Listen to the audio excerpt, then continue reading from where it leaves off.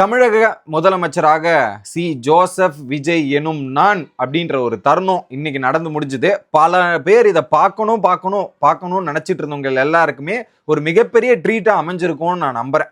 அதை தாண்டி முக்கியமான ஒரு 3 கையெழுத்து அந்த இடத்துல இட்டிருக்காரு. அதுவும் அந்த ஸ்டேஜ்லயே பண்றதெல்லாம் கொஞ்சம் ரேரான இன்சிடென்ட். இதுக்கு முன்னாடி தமிழ்நாடு அரசியல்ல நடந்திருக்குது. இப்ப அது விஜயும் அதை பண்ணியிருக்கிறாருன்றது தான் பார்க்க முடியுது. ஆனா முதல் நாளே இவ்வளவு அதிரடியும் இவ்வளவு தெளிவா என்னோட கவர்மெண்ட் எப்படி இருக்க போது, என்ன மாதிரி செயல்பட போகுதுன்ற மாதிரி தெளிவான ஒரு சில விஷயங்கள்லாம் சொல்லியிருக்கிறாப்புல. அது எல்லாத்தையுமே நம்ம டீட்டெயிலா கொஞ்சம் அனலைஸ் பண்ணலாம். அப்படி என்னெல்லாம் நடந்திருக்குன்றது தான் இந்த வீடியோல தொகுப்பா பார்க்க போறோம். சேனலுக்கு புதுசா இருந்தீங்கன்னா சப்ஸ்கிரைப் பண்ணிருங்க. வீடியோ பார்க்குற அனைவருமே லைக்கும் ஐப்பும் கண்டிப்பா கொடுத்துடணும். நிறைய பேர் ஃபேஸ்புக்ல ஃபாலோ பண்ணாம, யூடியூப்ல சப்ஸ்கிரைப் பண்ணாம வீடியோ பார்க்குறவங்க எல்லாருமே ஃபாலோ பண்ணிட்டு வீடியோ பார்த்தா ரொம்ப நல்லா இருக்கும்ன்றத தெரிவித்துக்கிறேன். இப்போ கண்டென்ட்டுக்குள்ள போயிடலாம். கிட்டத்தட்ட இன்னைக்கு விஜய் அந்த ஒரு வாரத்துக்கான போராட்டம் திங்கட்கிழமையிலிருந்து சனிக்கிழமை வரையும் ஒரு போராட்டமாவே இருந்தது. அத்தனை போராட்டங்களை தாண்டி இன்னைக்கு விஜயோட பதவி ஏற்பு விழா, முதலமைச்சரான விழா. காலையே சூப்பரா கிளம்பி வந்தாரு நேரு ஸ்டேடியத்துல. கூட்டமா அங்க கூடுச்சு. வழி நெடுக்கும் விஜய்க்கான கூட்டமும் சரி, மக்களோட ஆரவாரமும் சரி தொடர்ந்து அவருக்கு இருந்துகிட்டே இருக்குது அப்படின்றது பார்க்க முடியுது. இது காசு கொடுத்துறா கூட்டம் இல்ல, இது தானா சேர்ந்த கூட்டம்டா அப்படின்ற மாதிரி கூட்டம் அந்த அளவுக்கு வந்துட்டு இருக்கிறது நம்மளால பார்க்க முடியுது. ஃபுல்லா அந்த அளவுக்கு இருந்தது. பதவி ஏற்கிறார். அதுல ஏற்கும் போதே ஒரு மாஸா இருந்தது. ஒரு மூமெண்ட், அந்த ஒரு சீனே வேற மாதிரி இருந்ததுங்க. இந்த மாதிரி சீன்ஸ் எல்லாம் படத்துல விஜய் மாஸ் டைலாக் பேசி கேட்டிருப்போம். ஆனா நிறைய பேர் அதெல்லாத்தையும் விட ரியல் மூமெண்ட், அது ரீல், இது ரியலா அந்த இடத்துல விஜய் செம்மையா பேசினார், இதெல்லாம் பண்ணார். கூடவே 9 அமைச்சர்கள் பதவி ஏற்றாங்க.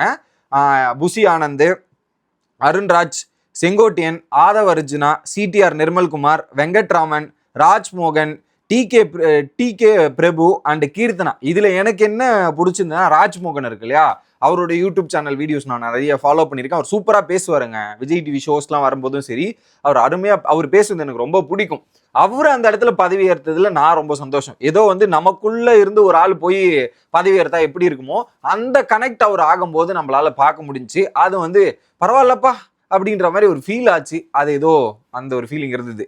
இது நடந்து முடிஞ்ச உடனே பாத்தீங்கன்னா அதிரடியா 3 முதலமைச்சர் அறிவிக்கைகள் தெரிவிக்கப்படுறாரு. ஏன்னா ஆளுநர் பதவி ஏற்று வச்சுட்டு அவர் கிளம்பிட்டார். கிளம்பின உடனே எப்போ பாத்தீங்கன்னா இந்த சிரமணி ஓவர் அவள் தானே அப்படின்னு பார்த்தா அந்த இடத்துலயே மக்களுக்கு ஒரு முக்கிய அறிவிப்புகள் இருக்கிறது அப்படின்ற மாதிரி ஒரு தகவலை வெளியிட்டோன்னா ஷாக் ஆயிட்டேன். வந்த உடனே பாத்தீங்கன்னா 3 கையெழுத்து இடுறார். கையெழுத்து என்னன்னா 200 யூனிட் இலவசம் அப்படின்ற மாதிரி சொல்லிட்டு இருந்தார் இல்லையா, அதுல ஒரு இக்கண்ணாவை வச்சு சொன்ன மாதிரி இருந்தது. என்னன்னா 500 யூனிட்டுக்கு கீழே, எப்படி 500 யூனிட் கீழே யூஸ் பண்றவங்களுக்கு 200 யூனிட் இலவசம் அப்படின்ற மாதிரி போட்டிருக்காங்க. ஏன்னா கம்ப்ளீட்டா 200 யூனிட் இலவசம் அப்படின்னு கொடுத்தா இன்கம் ஜென்ரேஷனே அடி வாங்கிரும் அப்படின்றதுக்காக என்ன பண்ணியிருக்காங்க, 500 யூனிட்டுக்கு கீழே அப்படின்ற கணக்கை எடுத்துன்னு வந்திருக்காங்க. இப்போ இந்த 500 யூனிட் கீழே வர்றது யாரா இருக்கும், மோஸ்ட்லி பெரிய வீடுங்கள்லாம் அதிகமா வந்துடும். இந்த என்ன சொல்றது, கொஞ்சம் கீழே இருக்கவங்கல்ல அவங்களுக்கு இது போய் சேரும் அப்படின்றது தான் அவங்களோட இன்டென்ஷனாவே இருந்திருக்குது அப்படின்றதான் நம்ம பார்க்குறோம். அதுலயும் குறிப்பா 2 மாசத்துக்கு ஒரு வாட்டி தானே இந்த கரண்ட் பில்லை கணக்கு பண்றாங்க.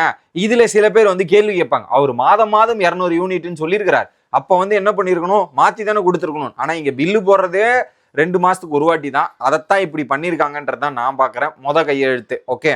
ஆனா 2வது கையெழுத்து வேற மாதிரி சார். இதைத்தான் சார் மக்கள் எல்லாரும் உங்களை எதிர்பார்த்துட்டு இருந்தாங்க. குறிப்பா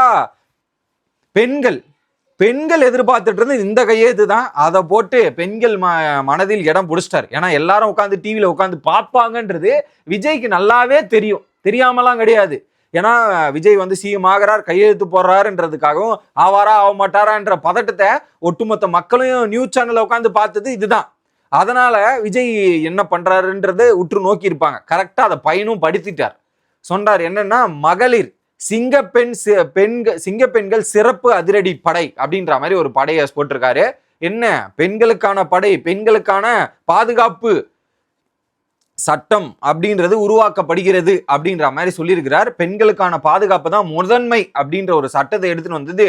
இது ஒரு வெறுவாரியான வரவேற்பை ஏற்படுத்தும் நான் நம்புறேன். ஏன்னா பெண்களுக்கு எதிரான பிரச்சனைகள் கடந்த நீங்க டெய்லி ஒரு இன்சிடென்ட் பார்த்துக்கிட்டே இருக்கலாம். அது 2 வயசு குழந்தையில இருந்து 60 வயசு 70 வயசு வரையும் அவங்களுக்கு இந்த பிரச்சனை இருந்துகிட்டே இருந்தது.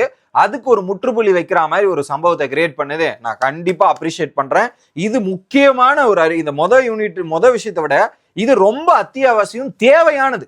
இப்ப நாட்டுக்கு தேவையானது இந்த ஒரு பாயிண்ட் அப்படின்றதுல வேற மாதிரி சார் கலக்கிட்டீங்க அப்படின்றதான் தோணுச்சு. 3வது, போதை தடுப்பு கலை திட்டம், அந்த போதை கலாச்சாரம் அப்படின்றது இப்போ மேலும் மேலும் அதிகரித்து தான் இருக்குது, டிக்ரீஸ் ஆகல.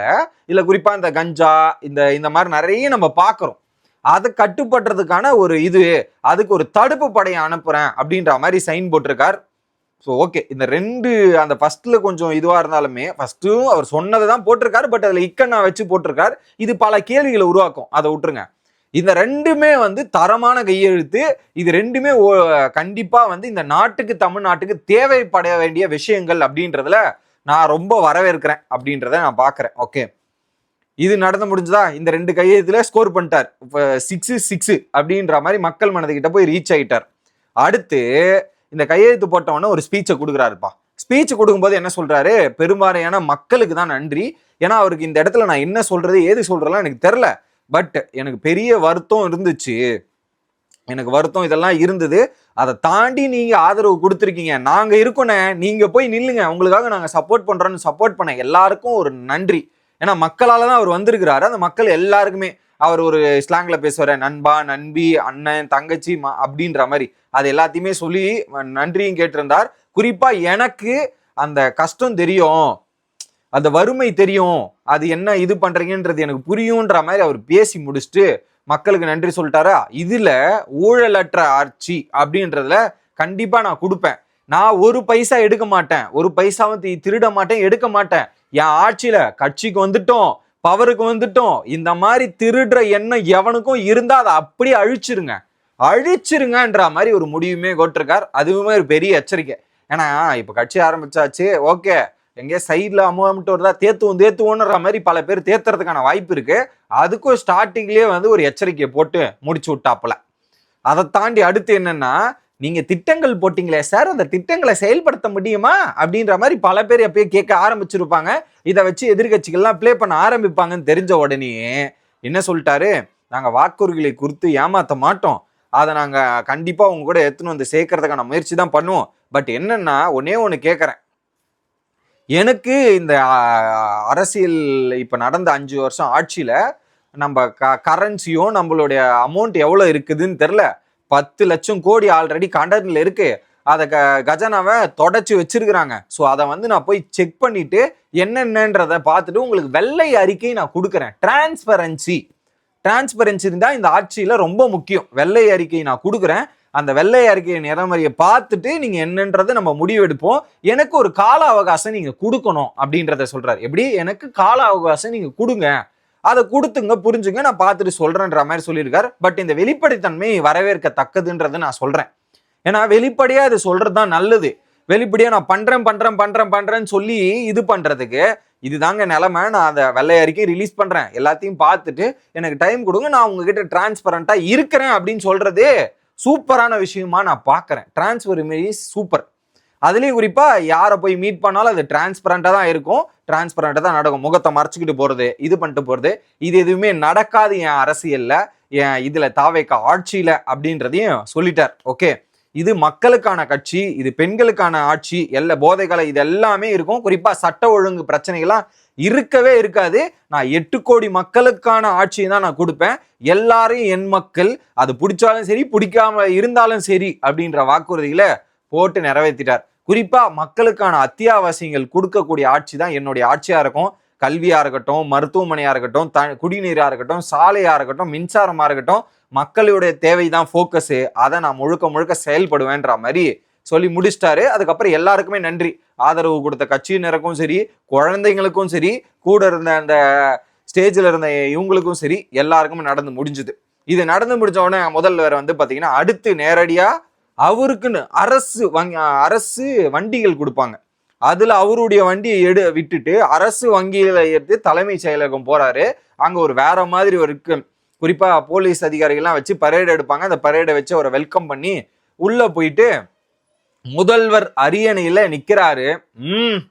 வேற மாதிரி அந்த ஒரு ஃபீலே நிறைய பேர் என்ஜாய் பண்ணிருப்பேன்றேன். அங்க போய் அவர் உட்கார்ந்து அங்க ஒரு கையெழுத்துறார். அந்த கையெழுத்துல என்னன்னா சபாநாயகர், தற்காலிக சபாநாயகரை தேர்ந்தெடுக்கணும். அந்த சபாநாயகர் தான் வந்து 234 எம்எல்ஏவுக்கும் பதவி பிரமாணம் செஞ்சு வைக்கணும். அதுக்கப்புறம் பாத்தீங்கன்னா அந்த வாக்கெடுப்பு நடக்கணும். இந்த மாதிரி நிறைய விஷயங்கள் அடுத்தடுத்து நடக்க வேண்டியது இருக்கு. அதுக்கான வேலையும் பார்த்திருக்கார். நாளே அங்க தலைமைச் செயலும் போயிட்டு முதல்வர் அரியணையில உட்கார்ந்துக்கிட்டு முதல் சைனுமே போட்டிருக்கார். 4 மேற்பட்ட சைன்கள் இன்னைக்கு முதலமைச்சர் போட்டிருக்கார் அப்படின்றது பார்க்க முடியுது. ஸோ அந்த யார் இந்த தற்காலிக சபாநாயகர் யாருன்னா சோழவந்தன் எம்எல்ஏ, சோழவந்தன் ஊரை சேர்ந்த எம்எல்ஏ கருப்பையா அவர்கள் வந்து தேர்ந்தெடுக்கப்பட்டிருக்கார். இதுதான் இன்னைக்கு நடந்த சம்பவங்கள். இதுக்கு நிறைய பெருந்தலைவர்கள் எல்லாருமே வாழ்த்து. மு.க. ஸ்டாலின்ல இருந்து அதுக்கப்புறம் பாத்தீங்கன்னா கமல்ஹாசன், பவன் கல்யாண், நரேந்திர மோடி, அண்ணாமலை, இவங்க எல்லாருமே வரிசையா வாழ்த்து தெரிவிச்சிருக்கிறாங்க. ஸோ அடுத்தடுத்து நிறைய நிகழ்வுகள் நடக்க போது எல்லாத்தையும் உங்ககிட்ட வந்து சேர்ந்தும் வரை விடைபெறுவது உங்கள் மணிவண்ணன். Bye guys.